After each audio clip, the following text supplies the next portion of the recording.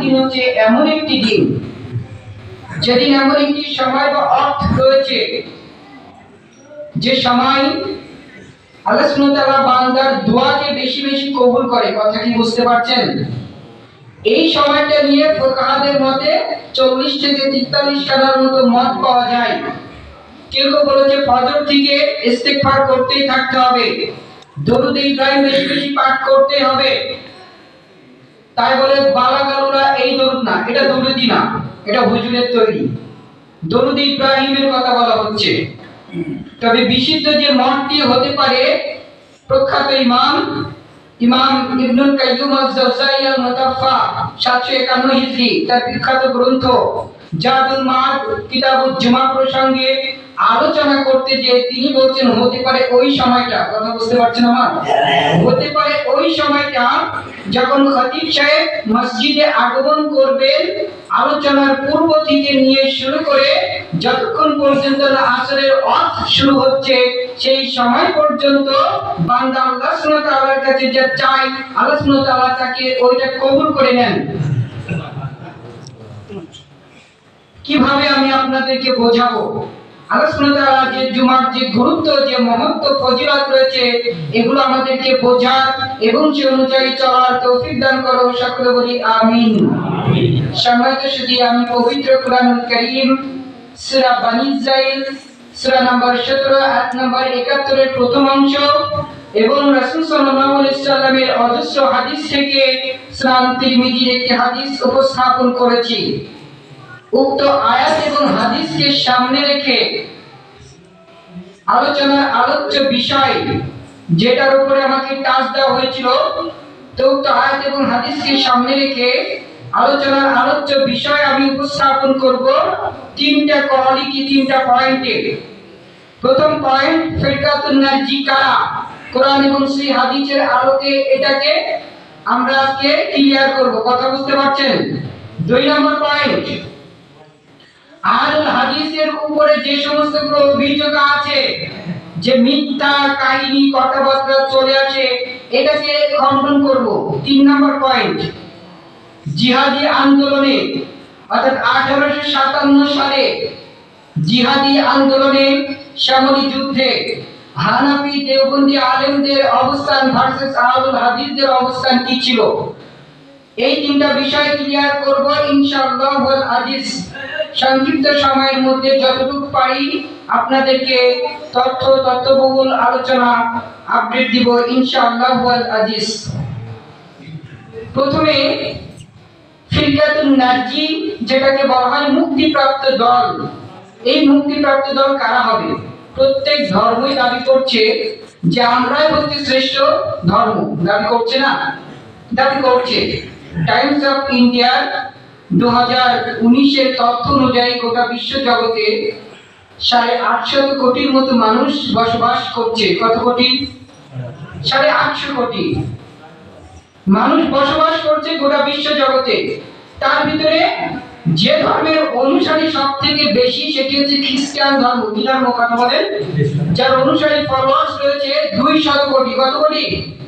200 কোটি। দ্বিতীয় বৃহত্তম যে ধর্ম সেটি হচ্ছে ইসলাম, যার অনুসারী ফলোয়ার্স 180 কোটি প্লাস, যার অনুসারী ফলোয়ার্স রয়েছে। কথা বুঝতে পারছেন? আর তিন নাম্বার যে ধর্মটি রয়েছে সেটি হচ্ছে সনাতন, মানে হিন্দু ধর্ম যেটাকে আমরা বুঝি। এটার অনুসারী রয়েছে 120 থেকে 125 কোটির মতো। আরো বাদ বাকি ইহুদি ধর্ম আছে, শিখ ধর্ম আছে, কনফুসীয় ধর্ম আছে, তাওবাদিয়া ধর্ম আছে, অজস্র ধর্ম রয়েছে। বৃহত্তম ধর্ম তিনটা রয়েছে। তো প্রত্যেকটি ধর্মের দাবি, তারা দাবি করছে যে তারাই শ্রেষ্ঠ, তারাই হক, ওই ধর্মটাই শ্রেষ্ঠ। যদি আপনি খ্রিস্টানদের কাছে জিজ্ঞাসা করেন তো তারা বলবে যে আমরা কি আপনাদের আকীদা বা থিওলজি অনুযায়ী আমরা কি মৃত্যুর পরে স্বর্গরাজ্যে তথা জান্নাতে যেতে পারবো? তারা কি বলবে? কখনোই না। কেন? তোমরা জিসাস ক্রাইস্ট, যিশু খ্রিস্টকে ঈশ্বর তথা স্রষ্টা মেনে নাওনি, এজন্য তোমরা কখনো নাজাত তথা সালভেশন, পরিত্রাণ পেতে পারো না। যদি আপনি সনাতনীদের কাছে যান তো ওরা বলবে তোমরা আমাদের ভগবান গরুকে জবের করে খাও, এজন্য তোমরা কখনোই স্বর্গরাজ্য তথা জান্নাত যেতে পারবে না। আমি উল্টা দিক থেকে আপনাদেরকে বোঝানোর চেষ্টা করছি, আস্তে আস্তে ক্লিয়ার হয়ে যাবে। গোটা আন্তর্জাতিক প্রেক্ষাপটকে সামনে রেখে আমি বোঝাতে আসবো। প্রত্যেকটি ধর্মের দাবি যে তারাই শ্রেষ্ঠ, কথাগুলো ভালো করে বুঝবেন। প্রত্যেকটি ধর্মের দাবি তারাই শ্রেষ্ঠ, তারাই জান্নাতি, তারাই হক। বাকি যত ধর্ম আছে সবগুলো কি কথা বলেন? সবগুলো বাতিল। আর সকলে মিলে ইসলামকে বলছে এরা হচ্ছে বাতিল, এরা হচ্ছে কখনোই পরিত্রাণ পাবে না, সমস্ত ধর্ম মিলে। এটা হচ্ছে আন্তর্জাতিক প্রেক্ষাপট। এবার আসুন ইসলামের মধ্যে নির্দিষ্ট একটি ধর্মের ভিতরে এবার চলে আসা যাক। ইসলাম হচ্ছে এমন একটি ধর্ম যেটি আল্লাহ সুবহানাহু ওয়া তাআলার পক্ষ থেকে একমাত্র জীবন ব্যবস্থা, দ্বিতীয় কোনো ওয়ে নাই, একমাত্র। আর ইসলাম শ্রেষ্ঠ ধর্ম নয়।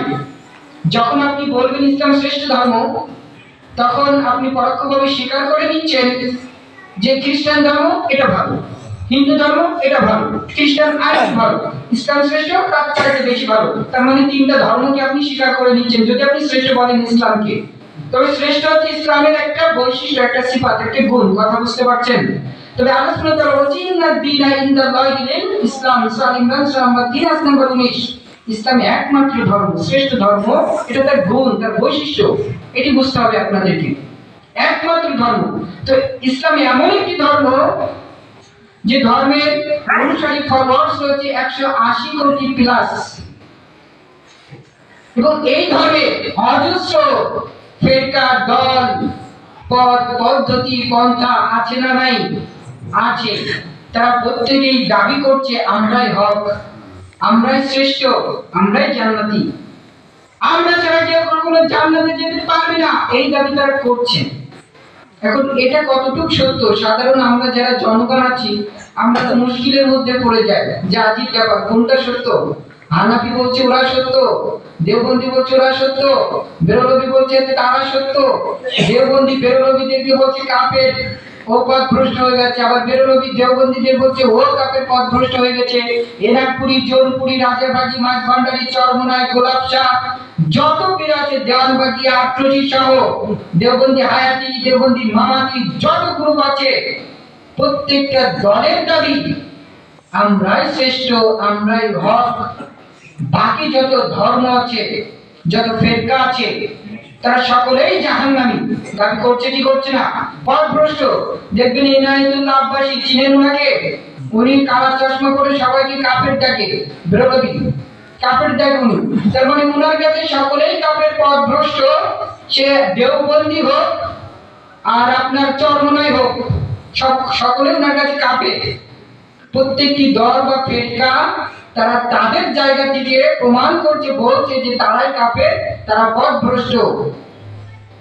এটা আজকে আমরা জাজমেন্ট করব পবিত্র কোরআন এবং সেই হাদিসের আলোকে। কথা বুঝতে পারছেন? তো প্রত্যেকটি দলের দাবি, আকীদা, থিওলজি হচ্ছে এটা হচ্ছে তাদের আকীদা বা থিওলজি, যে তারাই একমাত্র হক, তারাই একমাত্র জান্নাতি। এমন স্বতন্ত্র দল রয়েছে, আর সকলে মিলে আল হাদিসকে বলছে এরা হচ্ছে ইংরেজদের দালাল, এরা হচ্ছে পথভ্রষ্ট, ইংরেজদের জামানাতে পয়দা। বলছে কি বলছে না?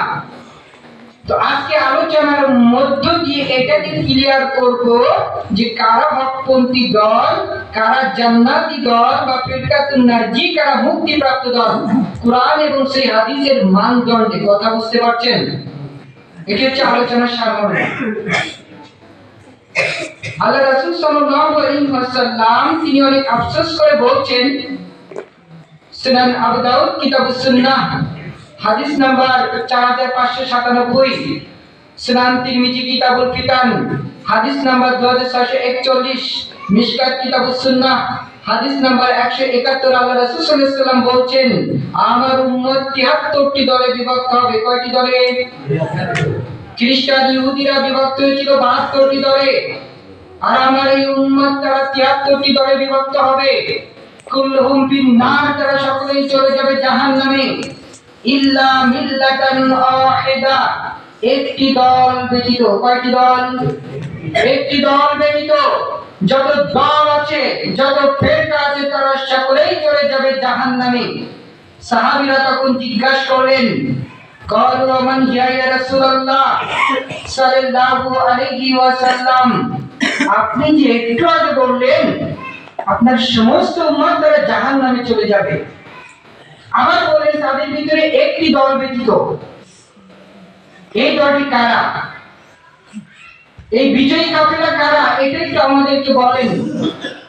তখন তিনি বলছেন, ক্বালা মা আনা আলাইহি ওয়া সাহাবী,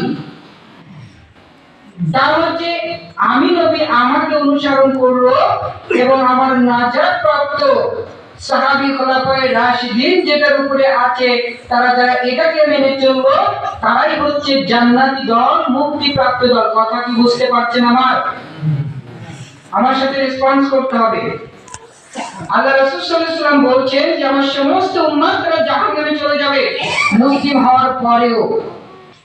এখানে মুসলিমদের কথা বলছে, ইল্লা মিল্লাতান ওয়াহিদা, একটি জামাত ব্যতীত, একটি দল, একটি কাফেলা ব্যতীত। সাহাবীরা বললেন তারা কারা? যারা জান্নাতে যাবে তাদের বৈশিষ্ট্য বা তাদের কথাটা আমাদেরকে একটু জানান। রাসূল কি বলছে? ক্বালা মা আনা আলাইহি, যারা আমাকে অনুসরণ করে চললো, ওয়া সাহাবী, এবং আমার নাজাত প্রাপ্ত সাহাবীদেরকে, তারাই হচ্ছে জান্নাতি দল। তারা কি দল? নাজাত প্রাপ্ত দল, অর্থাৎ ফিরকাতুন নাজি, মুক্তিপ্রাপ্ত দল। এটা রাসূল সাল্লাল্লাহু আলাইহি ওয়াসাল্লাম এখানে বৈশিষ্ট্য বা সিফাত বর্ণনা করেছেন জান্নাতি দলের। চাচা বুঝতে পারছেন? রাসূল সাল্লাল্লাহু আলাইহি ওয়াসাল্লাম এখানে জান্নাতি দলের কি বর্ণনা করেছে? কথা বলেন। সিফাত, বৈশিষ্ট্য, গুণ, যে কোন দলটি জান্নাতে যাবে, কোন দলটি নাজাত প্রাপ্ত হবে। প্রত্যেকটি দল তো থাকবে মুসলিমদের ভিতরে, কিন্তু তাদের ভিতরে একটি দল থাকবে যারা জান্নাতে যাবে। এটা রাসূল বৈশিষ্ট্য বলে দিয়েছে রাসূলের হাদিসের মধ্যে। এখন সাপোজ ধরে নেন আমি যদি মাদানী ইউনিভার্সিটি মদিনা ইসলামিক বিশ্ববিদ্যালয় থেকে পড়াশোনা করি, তো আমার নামের শেষে আমি চাইলে মাদানী দেই, অনেকে দেয়, তাই না? দিয়ে দেয়। যারা আজহার বিশ্ববিদ্যালয় পড়ছে নামের শেষে কি দেয়? আজহারি। কেন দেয়? এটা তার গুণ বা বৈশিষ্ট্য, কারণ সে ওই ইউনিভার্সিটিতে পড়েছে, এজন্য তার নামের টাইটেল হিসেবে একটা সিফাত, একটা বৈশিষ্ট্য, একটা টাইটেল দিয়ে দিয়েছে। কথা বুঝতে পারছেন? ঠিক আল্লাহ রাসূল সাল্লাল্লাহু আলাইহি ওয়াসাল্লাম যারা জান্নাতি হবে তাদের গুণ, কোয়ালিটি, বৈশিষ্ট্য বর্ণনা করেছেন যে তারা আমি নবী আমাকে অনুসরণ করবে এবং আমার সাহাবী যেটার উপর আছে এটার উপরে তারা অনুসরণ করবে, এরাই হচ্ছে নাজাত প্রাপ্ত দল। 3 নাম্বার কোন রাসূল কোন পয়েন্ট এখানে বলেন নাই। সুনান আবু দাউদ, রেফারেন্স আবারও কোট করছি, সুনান আবু দাউদ কিতাবুস সুন্নাহ হাদিস নাম্বার 4597, সুনান তিরমিজি কিতাবুল ফিতান হাদিস নাম্বার 2741, মিশকাত কিতাবুস সুন্নাহ হাদিস নাম্বার 171। আল্লাহ রাসূল সাল্লাল্লাহু আলাইহি ওয়াসাল্লাম এই ঘোষণা দিলেন জান্নাতি দলের। ইমাম তিরমিজি রাহিমাহুল্লাহ 209 হিজরিতে যার মৃত্যু, ইনি বলছেন